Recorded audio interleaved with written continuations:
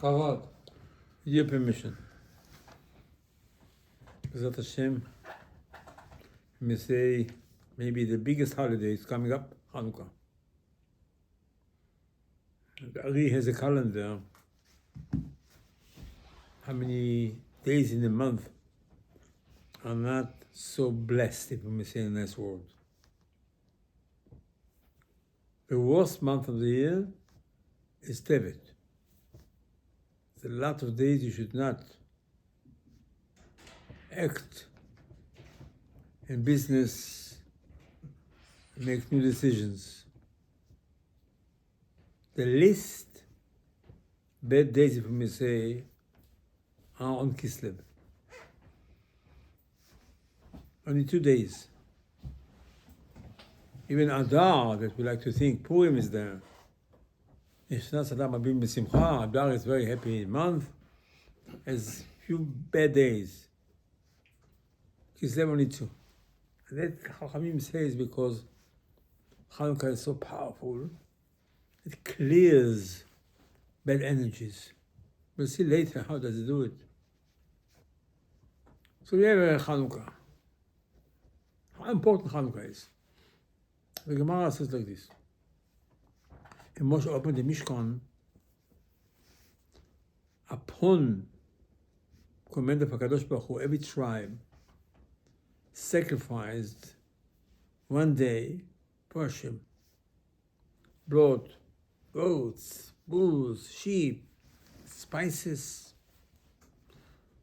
12 days, 12 president of tribes brought present to Hashem as appreciation for the Mishkan. Of course, the Gemara says the Mishkan is something that really established the world. It's not just open the Mishkan. Until the Mishkan was open, the world was so-called soft. And it became stable and hard when we opened the Mishkan. Says the Gemara that Shevet Levi was not invited. And Aaron, as the head of Shevet Levi, Aaron Cohen, was a bit depressed and said, how come Moshe did not call him to participate in opening the Mishkan? Says the Torah, the Hashem of Moshe Rabbeinu, go tell Aaron, you're going to light the menorah, and the menorah is bigger than all of them together. So the Ramban writes, he found what does it mean exactly, lighting the menorah? What lighting the menorah? Lighting the menorah is bigger than all the other presidents. So Ramban says Hashem hinted to Aaron that his great-grandchildren, the Chashmonaim and Maccabim, they will light the menorah in Bet HaMikdash. They're going to check the Greeks, they're going to chase the Greeks out. And that's more important than the Mishkan. More important than Mishkan, it's very, very strange to say such a thing. But the Mishkan was a kapara on the golden calf, the Gemara says. Hashem loved the Mishkan. Mishkan was a miniature Bet HaMikdash. Of course, we got a holiday, Hanukkah, courage of the Hashmonaim, still, to comfort Aaron, to tell him, listen, you're much bigger than all of them. And therefore, on purpose, Aaron was not invited, because he would be invited, but wouldn't have known how important Hanukkah is. By excuse not to have Aaron and not to exclude him, that shows how important Hanukkah is. And then comes the Gemara and says, tzapeh l'oro shel Mashiach.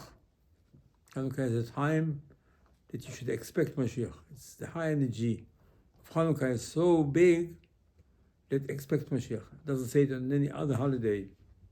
It expect to the light of Mashiach. We do believe Pesach is time of Mashiach, but it doesn't say that kind of statement. And here comes the Gemara and comes the Shulchan Aruch and tells us all things how important Hanukkah is. One of the things, it's very, very strange. Halacha is every person has to light Hanukkah menorah. don't have oil, don't need the oil, you can have candles, doesn't matter. What happens if you can't afford it? You can't afford it. The halacha is, a poor person does not have to go and borrow money to buy tefillin, tzitzit, lulav, sukkah, shofar, even matzah for Pesach. Hashem never gave us mitzvot in order for us to be forced to do it. A poor person is exempt from doing mitzvot. He don't have the money. There's one mitzvah in the Torah that you must participate. This is machatzit shekel that you have to give half a coin, usually before Pesach. But all the other mitzvot that we have, kiddush, I mentioned every mitzvah that you mentioned. If you don't have them, if you can't afford it, you have no money, you don't need to. Hanukkah, there is no excuse not to have candles. You don't have it, it doesn't matter. Go rent yourself out. If you can't find a job, go look and knock on doors and beg tzedakah. Beg tzedakah. Nobody gives you. Then you take your clothing and you put it in the pawn shop. In the pawn shop, you say, okay, here are my clothing, and give me some money in the meantime till I go and redeem it.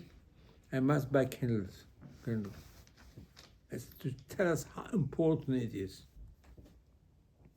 If this is just to remember Hanukkah, it's very strange that Chachamim will tell us to do this such a thing. If I want to remember Hanukkah, I make a plaque, I make a sign, I write down Hanukkah and I hang it in my house and I put it on my table and I eat, what we eat on Hanukkah, all those donuts, I will sing. Must be, it's not just to remember. It will be just to remember, it's not so important to light the menorah. Must be the lighting of the menorah does something that you cannot just have an excuse not to have it. You must do it. Every Jew must have it. You must do it. So why must do it? What's the secret of it? So the Gemara says, Shulchan Aruch says you're not allowed to have any pleasure from the candles, only to look at the candles. Certain halachot, when to light, how many to light. Special things, special halachot. How important Hanukkah. The Gemara says somebody goes away, has to figure out his wife at home will do it. He has to make sure in the hotel. You must have a house. If you're on a plane, exemption, you can't. You don't need to. If you live on the beach in a tent, you don't need to. Very special halachot. One of the halachot is halil. Say halil. The Rambam in his commentary, when he writes all the halachot, and he has one book, it's called the halachot of tefillah. Over there it says, Rosh Chodesh you say halel, Hanukkah you say halel. It doesn't say all the laws of the halel. Halel has a lot of laws. The Rambam writes all the halachot of the halel when he talks about Hanukkah. Not when he talks about praying. Really, the book of prayers should include, the laws of Hanukkah, of Halil. No. Halil must be something very important. The Rambam decided, even though we say Halil on Rosh Chodesh, we say Halil on Moadim, Sukkot, Pesach, Shavuot. Since I already learned everything, Halachot Hanukkah is the last halacha in the Rambam. Over there, you find Halil. I learned about Pesach. I learned about Shavuot, Sukkot, in Rosh Chodesh. Rambam doesn't say exactly how to say Halil, and what kavanot you have, and what's the custom. Over here, in Hanukkah, all the halachot about Hallel. It's to tell us how important it is praise Hashem on Hallel. And the Gemara says, you know, Hanukkah is not time for Hanukkah parties. It's time to praise Hashem. Praise Hashem? Simple explanation, yeah. Praise Hashem, you know what happened? What happened? Well, you know, 13 Hashmonaim were able to chase hundreds of thousands of Greeks onto Eretz Israel. It's a very big miracle, but it's not the only miracle that happened. So comes the Gemara and says, well, you should know, it's a story about the pitcher. They found the pitcher. The pitcher had enough oil for one night and lasted for 8 days. And that's what Hanukkah is all about, they say. Yeah. Comes the Gemara and says, I want to tell you some information. At the time of Shimon HaTzadik, first Kohen Gadol in Second Beit HaMikdash, he lit the menorah once. And either the whole menorah or just one candle lasted for 40 years. Every day he used to come to Beit HaMikdash, the candle is on, at least one. Says the Gemara, miracle. Says the Gemara, I want to tell you another information. Time of Chanina's Gan Kohanim, another Kohen Gadol, Second Beit HaMikdash. Once was a drought. They couldn't find olives. Can you imagine how bad the situation was? So he said, you know, I don't remember if he or somebody else lit the menorah. The menorah was on for 1 year. Hanukkah lasted for 8 days. The Gemara says in Beit HaMikdash was constantly miracles. For example, says the Gemara, he used to clean the menorah every morning. What did we do with these wicks that they had to change every day? The Gemara says they used to put it next to the altar, and the ground was open up and swallow it every day. Miracles upon miracles, Beit HaMikdash. Okay, so they found a picture. Yeah, found a picture. So with this, you make a national holiday. According to one opinion, Hanukkah will stay after Mashiach will come. Not going to have no Pesach, no Shabbat, no Sukkot, no Rosh Hashanah, Yom Kippur, but you have Hanukkah. So what is it all about? I don't understand what it's about. A miracle. Okay, miracle, so. But this makes it a national holiday. It's nice to have it. But must be something very deep. The Hashmonaim decided to call it a national holiday forever, even after Mashiach will come.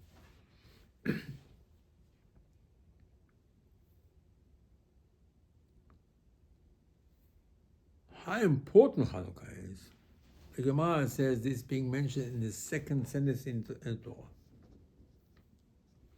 Second sentence reads, after Hashem created sky and earth, Torah says earth was deserted. And then was darkness. Says the Gemara, you know what it means, I tell you. HaKadosh Baruch Hu created this world, he hints to us. You should know we're going to go through, as a Jewish nation, into 4 exiles. Exile number 1 is going to be in Iraq. Babel, Beit HaMikdash was destroyed. He went 70 years to Babel. After Babel, we're going to be in Iran. After Iran, we'll be under the Greeks. After the Greeks, we'll be under Rome. It's called 4 exiles. Actually, the Gemara says Hashem showed Yaakov Avinu last week in the Parsha, when he had this dream about the ladder. Torah says angels go up and down. The Gemara says in one version, you know, what did he see exactly? He saw angels that represent the nations. They're going to give us a hard time. First, he saw an angel that represents Iraq, Babel, goes up the ladder, it falls down because Iran is coming. Then he's going to see he saw another one, represent Iran, Paras Madai, also. The next one he saw the Greek one, and the fourth one he saw the room one. This is our life as well. A person's life, a person has to know that sometimes he has to go through life into four seasons or 4 paragraphs in his lifetime. And the third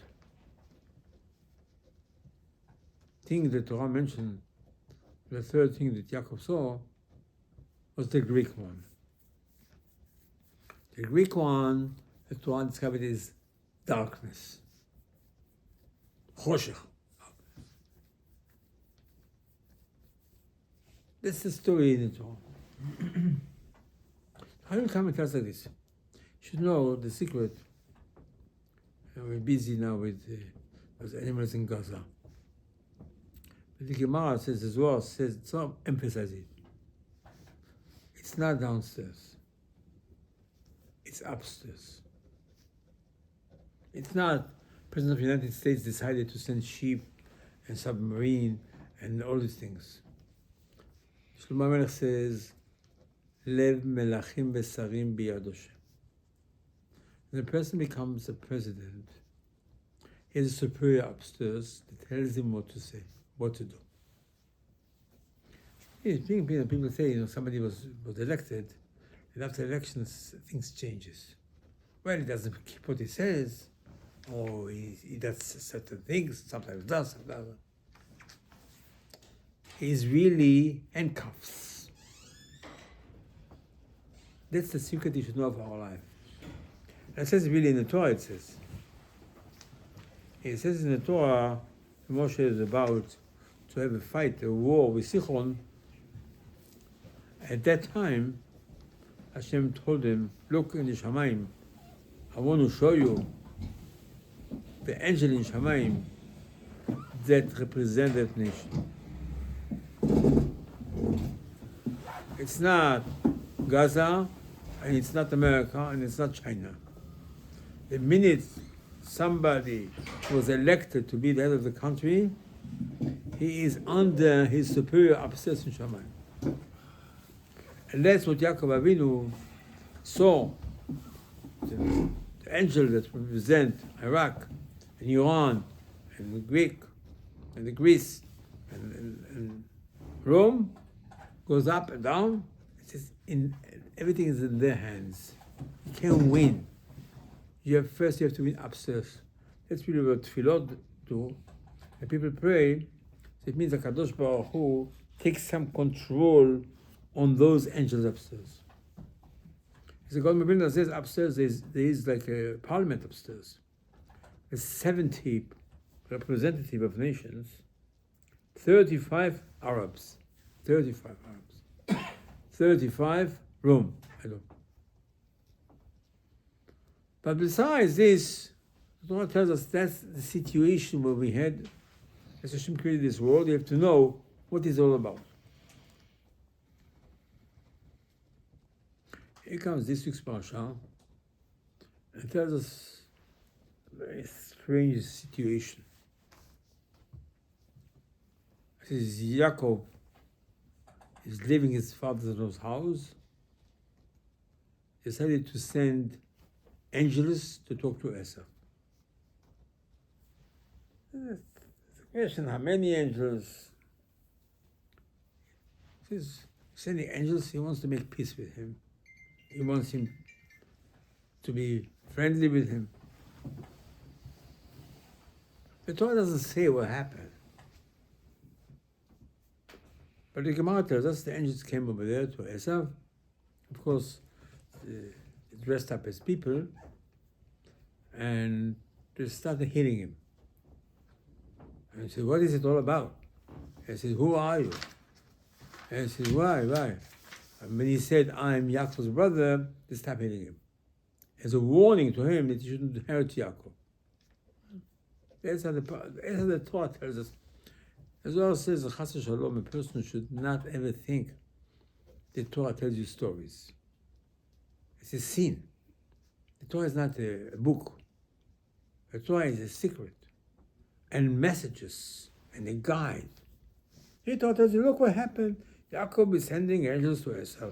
and tells them what to say. He's in the presence. Yeah. The Torah continues. Let Yaakov passed a little river, and he forgot some small pitchers, small cans. On the other side of the river, he goes back. There's a person over there. That person is really an angel. But he acts like a person. He started fight with Yaakov, wrestling with Yaakov. And dawn comes. So the whole night. This was Tuesday night. The Zohar says it was Tisha B'Av. Fighting. The minute it was dawn, then Yaakov is holding him down. Torah tells in the text, the angel told Yaakov, "Can you release me?" Yaakov said, "Where are you going?" So he said, "Well, I'm really an angel, as you realize by now, and it's my time to sing to Hashem." According to some Chachamim, it said it's the first time I have to sing to Hashem tonight. Who is this guy? Says the Gemara. This is a Satan. Malach HaMavet. He came to kill Yaakov. He fought with Yaakov. So-called Yaakov won. Yaakov is holding him on the floor. And he's asking Yaakov, "Release me. I have to go sing." I said, "Who?" I said, "Sing to Hashem." I said, "You? What happened?" He said, "Today is my first day." My first day is what? I thought you were created. There's a kind of creation. Didn't you sing till today? He said, "I have to sing today. Release me." I said, "I'm not releasing you. You have to give me a bracha. It means I want you to tell me something." I says, "What do you want me to tell you?" He says, "Oh, I realize now something. You, the representative of Rome, of Esau. See, I have some conflict with Esau because Esau hates me because I took the bracha from him, from Yaakov, from Yitzchak.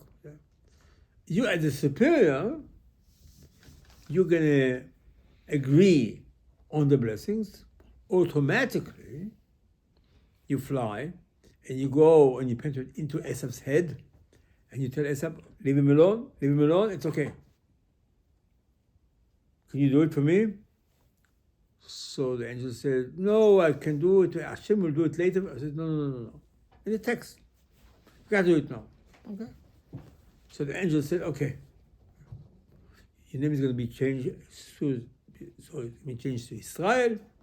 It means you won me. You escaped from Laban. You're a perfect person. I'm going to tell Esau soon. You're going to have nothing to do with him." Okay, fine. The Torah says, Yaakov asked him, "Excuse me, what's your name?" In the meantime, Yaakov was hurt because this angel touched his thigh. And Yaakov said, "What's your name?" He said, what do you need my name? What do you need my name? So the angel, instead to tell you, "What do you need my name?" he said, "Listen, my name changes all the time. According to the mission that we're at, yes, we have a name, so it won't help you if I tell you my name. And any time I come," but again, why does he want to know the name? Why do you want to know the name? It's a very strange thing that this angel is fighting with Yaakov now. What happened now? So Rabbi Aderet said, look, they came to fight with him because of the reason Yaakov did not give Maaser. I said, what happened? What happened? The Gemara said, tell you information. Marcos a sentence. The Gemara says, Hashem was very upset at Yaakov. Why did you send angels? Didn't I tell you to go back home? What do you need for Esau? What do you need from him? Nothing. Where does he live? He lives in Seir. Forget about it. Why do you go? What do you have in mind to send him angels? And the angels went, Al Seir, this is next in Iraq, between Iraq and Yemen. Let's angels go over there. I said, why do you go over there? He doesn't live in Israel. Where are you going, Jacob? I'm going to. Are you going home? Where are you going to Hebron? To your father. Good. Why do you send him? Hashem was very upset. So that's how the story goes. Angels came to Esav and hit Esav. He says, excuse me. You had no right to send them. Because you sent them, they hit Esav. Let's read the story. Because they hit Esav, so-called without permission, an angel of Esav is going to come down to hit Yaakov. That's how the story goes. An angel came down, he's fighting with Yaakov. What did happen? Why did they come here? Because Yaakov, you sent angels to hit my client, Esav. I'm here to hit you.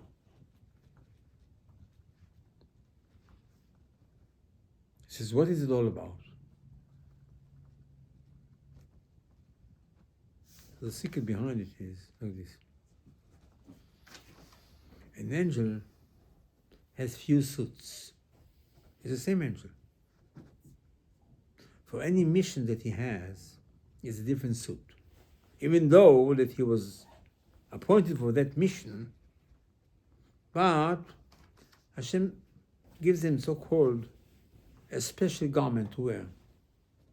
For example, if you're going to do something for Rome, Edom, your suit is red. So the angel wears red. So the angel came down fighting with Yaakov. Fighting with Yaakov, Baruch Hashem, Yaakov did not lose the fight. He realized, who is this guy? He is the superior of Esav. Superior of Esav. So Yaakov asked him, I need from you a favor. I want you to go now to Esav to tell him that the blessings that I got from my father is okay. The guy said, I have to go to sing now. You better release me now. He said, what happened? He says, today is my first day singing. He said, what? No, it's not true. You were created over the first Monday. You're the Satani. You're the Malach HaMavet. It's true. But now I got a new suit, a new position. You see? You see my suit? I'm different. In that suit that I have on is my job today to sing to HaKadosh Baruch Hu. Release me right now. It's dawn, I have to fly upstairs. I said, no, I'm not coming. Okay, he gave him the blessing. And Yaakov asked him, okay, can you tell me your name? He said, I can't tell you my name. It won't make a difference. Because tomorrow I have a new suit. That's the secret of this version. It tells like this, look. We had to go through 4 exiles. The first one, as we mentioned, is Iraq, Babel. The second one is Paras, Madai. The third is Greece. The fourth is Rome. 3 out of 4 are still here. It means the angel upstairs is alive. It's true. One day, Paras, Iran came and did capture Iraq, Babel. But you saw in our time, Saddam Hussein is still here. Iran, the Gemara says, before Mashiach will come, it's going to be a very tyrannical, bad king in Iran, in Paras. And all of Israel will be scared of him. Even though Iran disappeared from the map. They revived. They're here. So now, because the superior upstairs is alive. Rome, of course, we're still in Rome. We're still under that superior upstairs. One angel disappeared. The one that represented Greece disappeared. No more. The holiday of Hanukkah is a major holiday. That's what the Gemara says. They're going to stay when Mashiach will come. Expect Mashiach. The celebration is not be one down here. Down here means nothing. As long as the superior is upstairs, they'll come again, reincarnation, during the years, again, they're going to come up. As long as the guy upstairs is alive, never finish with him. What the Maccabim Chashmonaim did, the courage that they had, and the holiness and the purity, and the Torah they learned, gave them not just to win down here, to win upstairs. This is the power of Hanukkah. He got rid of it. You go to later Greece, deserted, nothing. The Torah calls Greece as darkness, choshech. It says, what's the solution for darkness?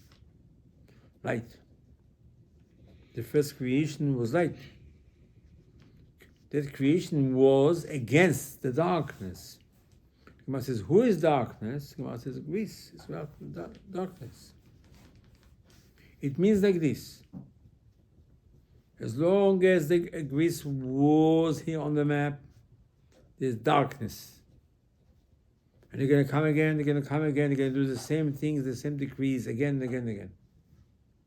Chashmonaim can win, and that victory with Chashmonaim was not in one day.